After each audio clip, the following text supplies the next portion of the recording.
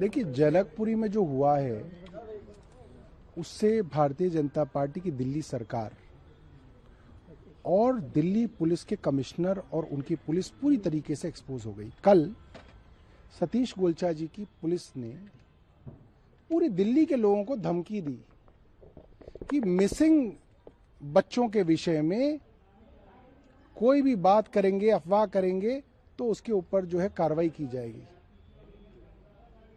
और आज ये जो 25 साल का युवा मरा है, इसके दोस्त बता रहे हैं कि वो 6 पुलिस स्टेशन में गए और उनकी कंप्लेंट दर्ज नहीं करी। और कल ये कह रहे थे कि हम हर एक कंप्लेंट को दर्ज करते हैं, इसलिए हमारा डेटा ज्यादा है। पुलिस के ऊपर बहुत गंभीर आरोप लगे हैं। रात को करीब 12 बजे परिवार अपने बेटे को ढूंढते हुए थानों में पहुंचा और एक नहीं 6 थानों में वो लोग गए। वो रोहिणी थाने में गए, वो पालम में गए, वो सागरपुर में गए, वो मंगोलपुरी में गए, वो डाबरी में गए, वो जनकपुरी में गए। 6 पुलिस थानों में उनकी रिपोर्ट नहीं दर्ज की गई। उनको जो उस बच्चे की फोन की लोकेशन शेयर की वो तुरंत डिलीट कर ली गई। क्यों डिलीट कर दी गई? क्या छिपाना चाहती थी पुलिस? और जब उसका फोन चल रहा था तो पुलिस के पास तो उसकी लोकेशन थी। पुलिस चाहती तो रात को उसको ढूंढ सकती थी। हो सकता है वो जीवित होता, उसको बचाया जा सकता था, मगर नहीं बचाया गया। सुबह आशीष सूद वहां पे पहुंचे, जो यूडी के मिनिस्टर हैं, जिनके अंदर जलबोर्ड आता है, जो वो खुदाई कर रहा था, और वहां पे उन्होंने झूठ बोला कि सारे के सारे इंतजाम थे तो क्या वो खुद कूद गया? वो बैरिकेड हटा के बोला कि नहीं मेरे को यहां कूदना है, और वो खुद कूद के उसने जान दे दी।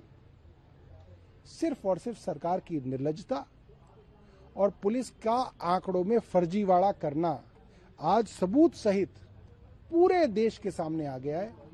ये उन नाबालिग बच्चियों को ढूंढना नहीं चाहते जिनके माँ बाप उनको ढूंढ रहे हैं, क्योंकि इनको अंदाजा है कि उन बच्चियों का यौन शोषण हो रहा होगा और देश में भी कहीं पे एप्स्टीन जैसे दरिंदे होंगे, और उनके गुनाहों पर पर्दा डालने के लिए सतीश गोलचा जो है धमका रहे हैं लोगों को।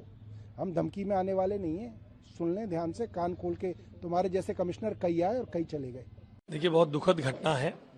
मैं इस दुखद क्षण में मृतक कमल और उसके परिवार के साथ हूं, और इस दुख की घड़ी में मैं उसके परिवार को ये भरोसा दिलाना चाहता हूं कि मैंने जाकर 2 घंटे तक उस मौके का मुआयना किया है। मैंने जाकर वहां देखा है।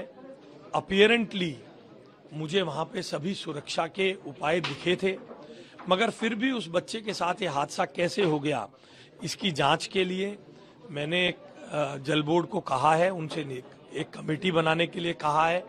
एक कमेटी बनाकर उसकी जांच किए जाने का प्रस्ताव भी किया है, और अगर उस जांच में कोई दोषी होगा तो उसके खिलाफ कार्रवाई की जाएगी। पूरे हादसे को लेकर जो है आपने कहा मुख्यमंत्री चिंता व्यक्त कर रही हैं, और प्रवेश वर्मा जी भी आज वहां पहुंचे, कल आप दोबारा जाएंगे तो देखिए, हमारी सरकार अपनी जिम्मेदारी को समझती है।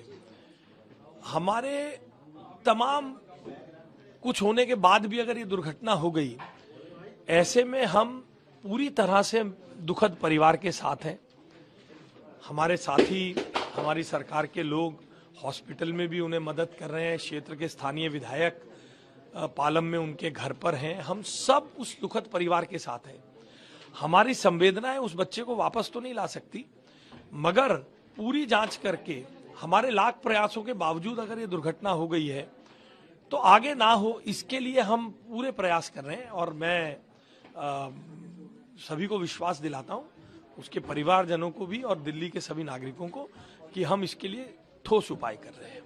विपक्ष इसको लेकर आप लोगों पे लापरवाही? विपक्ष तो देखिए, मैं इस दुखद घटना में आरोप प्रत्यारोप करना नहीं चाहता हूं। अगर 50 साल पुरानी ये लाइन समय समय पे ठीक की गई होती तो आज ये हमें ना करानी पड़ती। इसमें हमें छोड़ दीजिए। अब मैं इसमें बताऊं, ये उनका काम है सुबह उठना और सरकार को गाली देना, क्योंकि बेरोजगार है, खुद ही कहा है। इसलिए मैं कम से कम आज इस मौके पर ऐसे आरोप प्रत्यारोपों का जवाब नहीं देना चाहता।